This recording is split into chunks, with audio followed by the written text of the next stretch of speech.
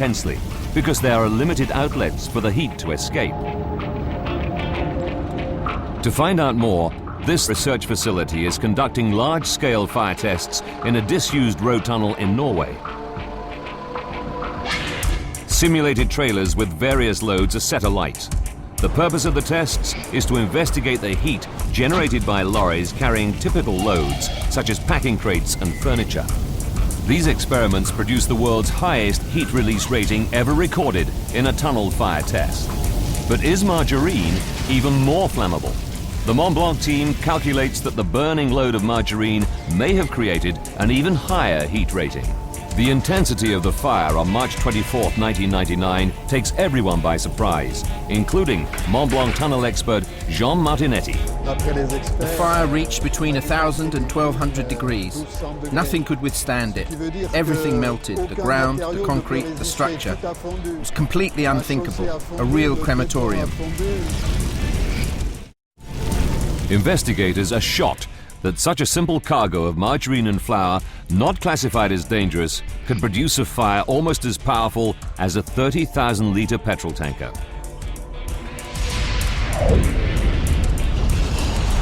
But 14 other lorries are stuck in an 800-metre queue behind the first burning lorry. Could these have contributed to the fire? A second truck was also carrying margarine. There were 2 trucks carrying large quantities of polyethylene. The combined firepower of these lorries burning together takes the Inferno to another unimaginable level of horror for the 38 people trapped in the tunnel. The vehicles that were involved in the fire had the energy content equivalent of about 5 to 7 petrol tankers full of fuel. But for these vehicles to contribute to the Inferno, the fire first had to spread to them. So how did that happen? 3 explanations emerge. First, the burning truck radiates heat and generates hot gases that in the confines of a tunnel can ignite vehicles a great distance from the fire. Another way is that the vehicle that's on fire is leaking fuel, and it runs along the length of the tunnel. Yet another way is if the fire is very intense, the road surface itself catches fire, and then that will ignite the other vehicles in the tunnel. Investigators are not able to prove which of the 3 methods causes the fire to spread, but they do make another discovery. Fire is not the real killer.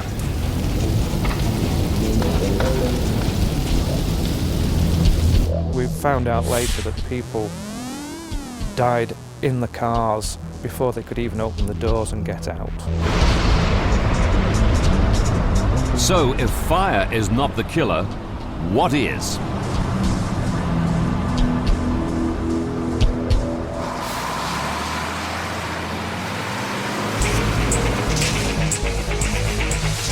A smoldering lorry enters the Mont Blanc Tunnel. The driver stops and suddenly his truck explodes into flames.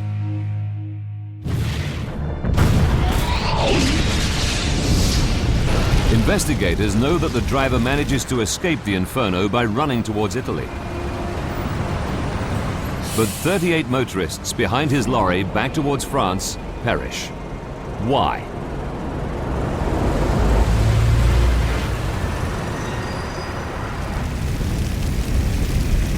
Investigators focus on the smoke given off by the fire. Without realizing it, John Whitby is a witness to this deadly wall of smoke. All we could see ahead was blackness about 200 meters from where we were stopped. It was just completely dark. We presumed that it was just lack of lighting, but it actually turned out to be the smoke from the fire. 7 minutes from disaster, data gathered from the sensors in the tunnel reveal that in these minutes, smoke travels 800 meters over the 25 gridlocked vehicles. The smoke travels at 4.5 meters per second. That's more than 16 kilometers per hour, creating a sudden loss of visibility down to half a meter. It means the trapped drivers have only seconds to decide whether to try to reach safety of a refuge or remain in their vehicles. People probably believe that they're safe in their vehicle, that the smoke is not going to be too much of a problem, that the fire will be brought under control and they might as well stay in their car.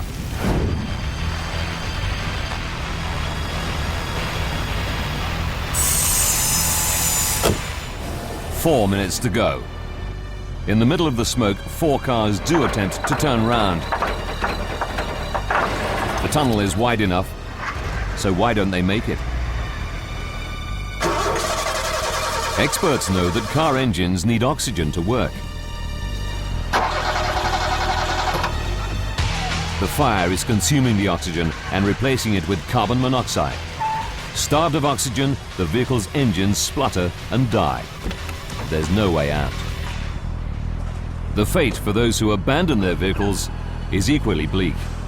They're overcome by smoke and other toxic gases before they reach the safe areas.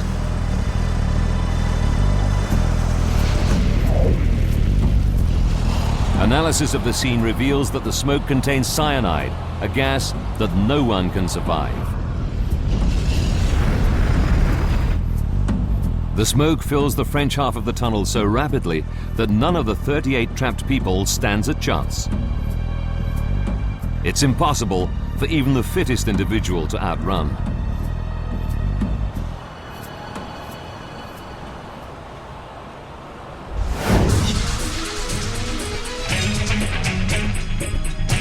"14 minutes after the lorry enters the tunnel, everyone in the tailbag behind the truck has perished.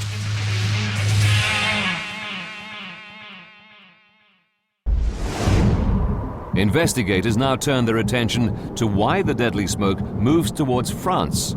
Normally, airflow in the tunnel is the other way, towards Italy. They discover that weather conditions play a key role. The day of the fire, there were rather unusual weather conditions that happened maybe 20 days a year, with a wind going from Italy to France, and this airflow clearly brought smoke towards France. But Lacroix is not convinced this is the only cause. He knows the tunnel operators can also dramatically affect the airflow using the tunnel's ventilation system. Gigantic fans in plant rooms at both ends enable the operators to supply or extract air through ducts running beneath the road.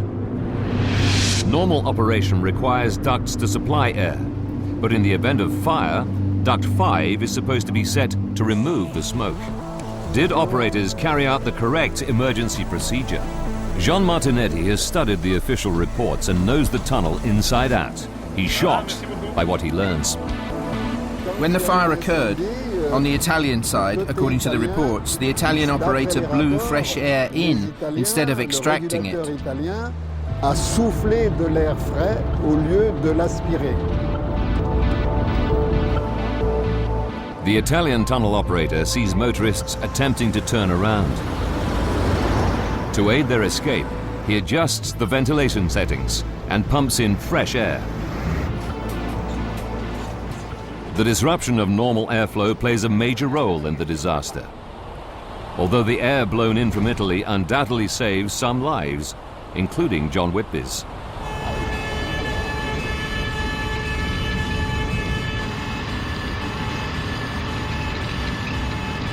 I realised how lucky I was. 90% of the time, the smoke would have come the other way to Italy, and I wouldn't be here now. But the air being pumped in from Italy moves the smoke towards France at a terrifying speed.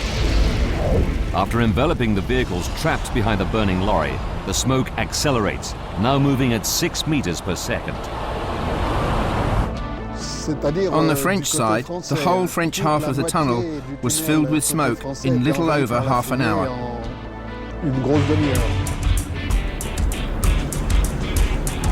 Approaching the fire was now impossible from either end of the tunnel.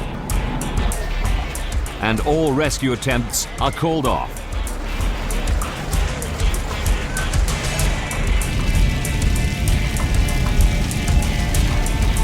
But a startling discovery is about to be made.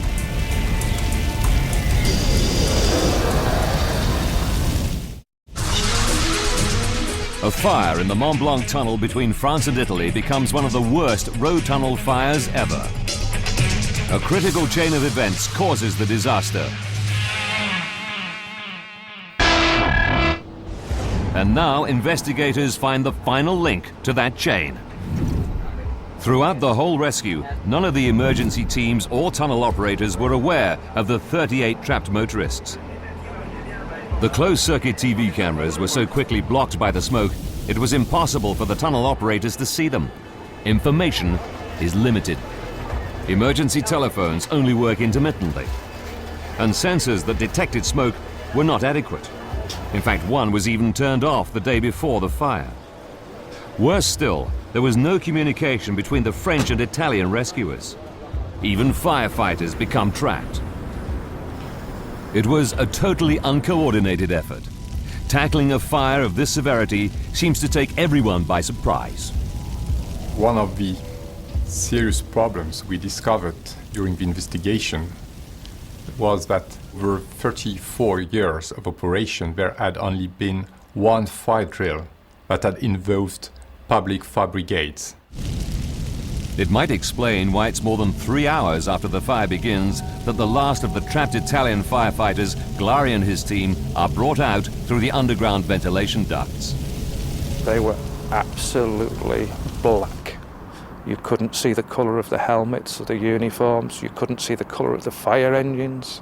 Everything that came out of that tunnel was black. It was a horrible sight, really.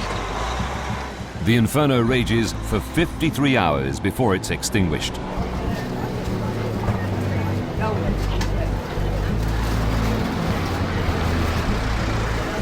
I really hope that something is done to improve the safety of these tunnels. The disaster triggered an overhaul of safety procedures in the Mont Blanc Tunnel. Today, maximum speed limits and minimum distances between vehicles are strictly enforced.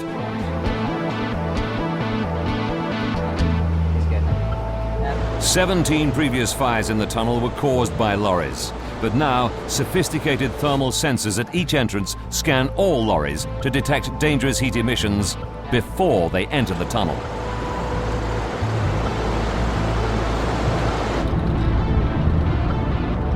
The tunnel operators have gone a long way to correct the mistakes.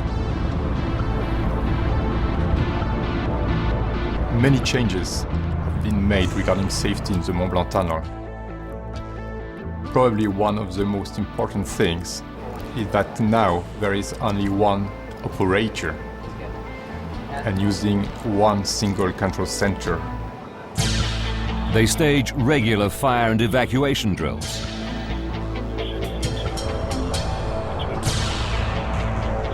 The refuges are now pressurized and fitted with a video link to the control room.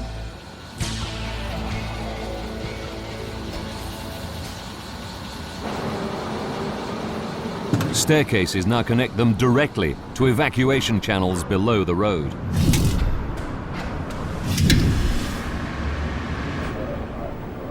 There's now a firefighting team permanently based in the center of the tunnel.